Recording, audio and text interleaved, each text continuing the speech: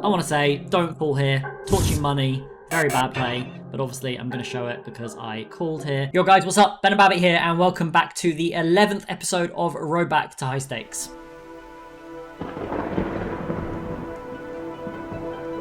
So by the time this video comes out, I will hopefully be in the UK. And while I'm there, I definitely want to be recording some different forms of content, whether or not that's live poker or maybe some lifestyle stuff.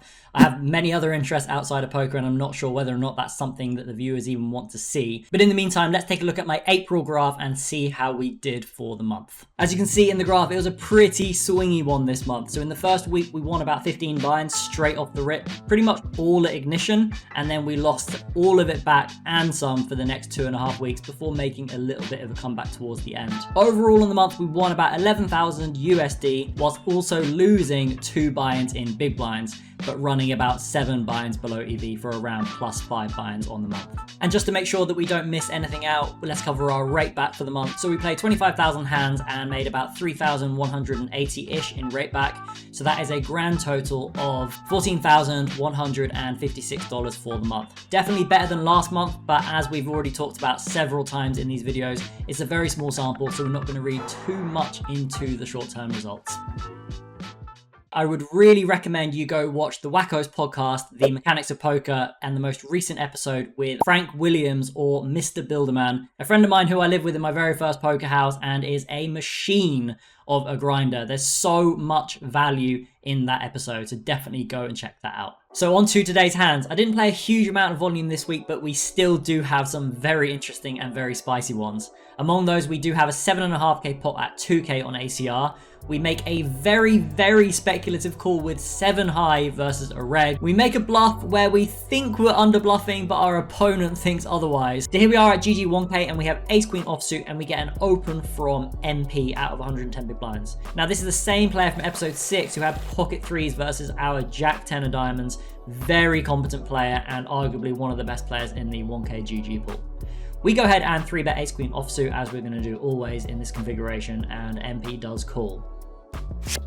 We see Jack Jack 5 rainbow, and this is going to be an extremely good board when you have the high pair and low card, where it whiffs out of position far more than it whiffs in position, given that we're very, very high card heavy here. We get to range bet this flop. We definitely don't want to go 1/3 because it's such a good board for us. I think half pot or 2/3 pot are both fine, and I elect to go half pot.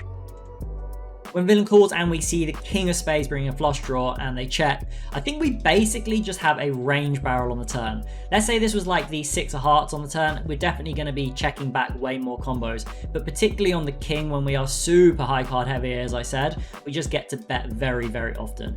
I think the sizing would be fine for block or half. I generally like to go 40% on these extremely high EV cards, but I'm totally indifferent either way which sizing you really want to use, as long as you're pretty much betting your range here. Now that villain calls, we are in what's known as a very, very filtered spot. And the reason I say that is because we're range betting the flop and we're range betting the turn, we are going to arrive with way too many bluffs here, right? And our position has called, therefore their range is going to be extremely strong compared to ours. Therefore, we need to be really selective with the combos that we choose to bluff. So my thinking in game was that I definitely don't want to be bluffing a hand with a spade. Obviously, the reason for that is that I think OOP is just going to call, fold hands like ace 5 or ace queen or ace 10 of spades if they do choose to call the flop with all of those hands. And the other thing is that maybe you're looking at this spot and you're thinking, oh, we definitely can't bluff ace queen because we just have queen 10 and 10-9 and ace 10. The reason I don't think those combos feature all that much is because if we're bluffing a hand like queen 10, that is really blocking OOP's folding range on the river, pocket 10s mainly. So I really don't want to have those hands. I think double blocking the jack and unblocking pocket 10s or pocket 9s is far more superior than choosing to bluff like the quote-unquote bottom of our range. So with that in mind, I decide that I'm only going to bluff ace queen offsuit that double blocks the jack and pretty much nothing else. So I think I am probably under bluffing this spot. So I do go ahead and shove. Villain does think about it for a bit and calls pocket 10 single blocking the jack. And like, this is such a sick hero call because I really do feel like I'm under bluffing. However, after having looked at the sim, you actually are allowed to bluff the ace of spades sometimes. I'm not going to even bother going into that now because we'll be sitting here for hours. But definitely, if you're allowed to bluff the ace of spades and you're also allowed to bluff some of your other ace queen that doesn't block the jack X, that absolutely does mean that I am in fact under bluffing. And even when you're allowed to bluff those combos with a spade, pocket 10 still becomes almost a pure fold. Either way, this player has completely owned my soul, as they do most of the time, so very nice hand to them. So here we are at a 2K table on ACR, and we are about 185 big blinds deep with the small blind, who is a very aggressive reg. We're going to do a bit of 4-betting here and some calling. I think when we're very, very deep, I prefer calling a bit more than when we're 100 big blinds. Definitely going to be 4-betting hands like ace king suited. We see queen jack deuce rainbow. This is a pretty good board for both players, to be honest with you. We're both going to have queens and jacks pretty much always. The only advantage is really going to come from the aces and kings from the small blind. Then we're both going to have some suited connectors at the bottom end as well. Either way, I think that we're going to be playing mostly calls on this flop, so I do elect to do that. We do turn the dreamiest card of all time, 10 of hearts, making the board Badoogie as well.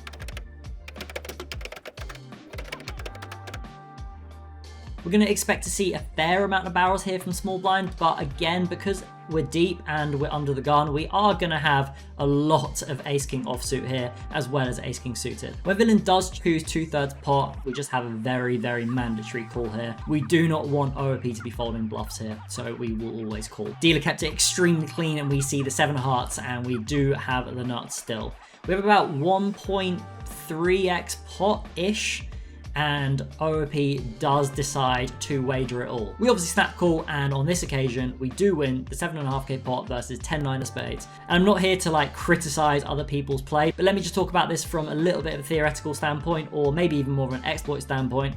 I do think that this is a little bit of a misstep with the combo selection, and the reason for that is that OOP just needs me to be folding 2-pair here, and even a set. I have to fold the river at least some frequency with 10s, jack 10 and queen 10 suited, and also the 9 blocker here just doesn't do a whole lot. Yes, we're going to have 9-8 suited occasionally. We're never going to have king 9 suited though, so I do think that this combo selection from OOP, particularly into a range that may well consist of like 16 plus combos of ace king, I think is a pretty big overplay. But obviously, again, maybe they have some exploit reads and that I overfold the river or whatever it could be. But on this occasion, it did go very well for us. So here we have one last hand for you guys on Ignition. And let me tell you now, I cannot wait to see the back of this site, given what I have seen over the past few months. Hopefully, by the time I come back from the UK, the games will be a bit better, but who knows. So we flop top pair after defending queen 10 offsuit versus MP. MP is a relative unknown player off a small sample, and we see a 1/3 c-bet. Going to be doing some calling here and some raising, and on this occasion we do call. We see a 9 of clubs bringing flush draw, and we pure check the turn. And villain gets out the 150% pot on the turn. We're definitely not folding, definitely not going to be raising, so we're always going to call our hand. We see a super interesting 10 of clubs, pairing the top card and completing the flush. So in a situation where OOP has a significantly more filtered range than in position, you definitely need to start developing leads in situations like this. The main reason for that is that because we don't have like the overpair region, which in position definitely does have a lot of the time.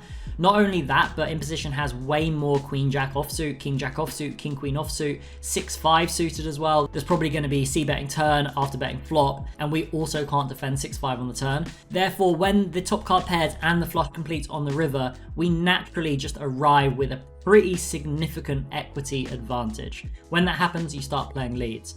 The only thing to question really is sizing, and my sizing scheme here pretty much was just going to be very small. The main reason for that is that when in position uses a huge sizing on the turn, so they use 150%, as opposed to, let's say, 100% or like a small overbet, generally speaking, you get this shift with the bet sizing kind of reducing down, as opposed to if they go like 120% on the turn, maybe you start getting like a bigger donk size on the river.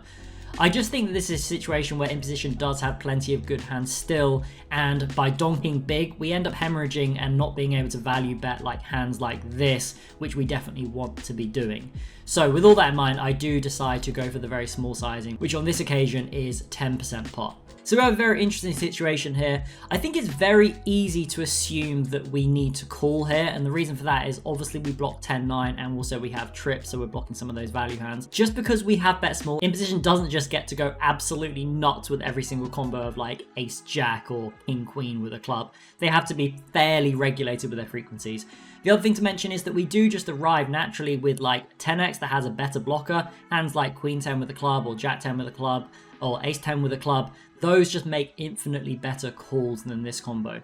So with that in mind, I just decide to pure fold my combo, and on this occasion we do manage to find imposition hands 24 hours later, and luckily they do have 6-5 of clubs this time.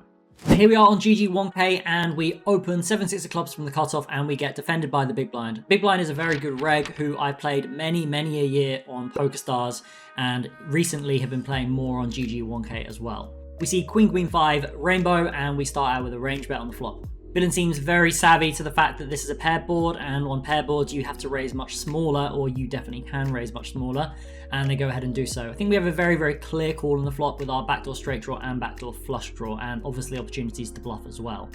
We see a king of hearts on the turn, and we're expecting to see big bets and checks from our position.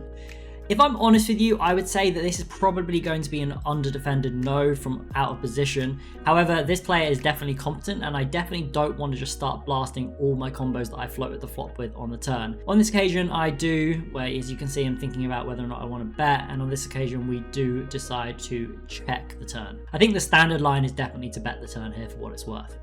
We do see the king of spades double pairing the board, and we now see a pot size bet from villain. Now again, the obvious standard play here is just to fold. That said, I think it's actually relatively easy for out of position to overbluff this spot. And the reason for that is that they're going to be check raising the flop with loads of 5x, and you're not allowed to bluff all your 5x on the river in this situation. Given that you're going to have hands like pocket 2s, pocket 3s, pocket 4s, and then you're going to have some 5x. You're even going to raise the flop with some like jack 9, jack 10 as well. Admittedly, a lot of those probably don't bluff the river, and I don't think this player would bluff those. But I think it's extremely hard to regulate your frequencies. You might argue that not having the 7 and the 6 is better here, because then out of position is going to have more combos to bluff. But I do think that OOP may well bluff too much 5x, but I definitely don't think that they're going to bluff hands like pocket 6s or pocket 7s. Then maybe the 6-4 of clubs, but that's like one combo.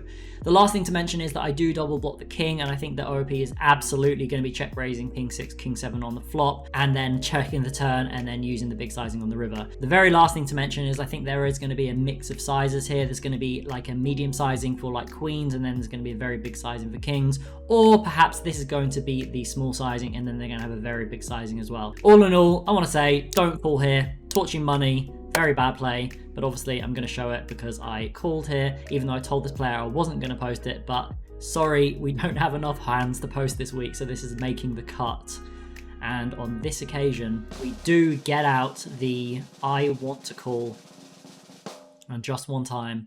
And on this occasion, we do win versus 6 high. So that's going to do it for the hands and the video today, guys. Thanks again so much for watching. And if you do have any ideas for content while I'm in the UK, definitely do let me know. But until next time, take care, and I will see you at the tables.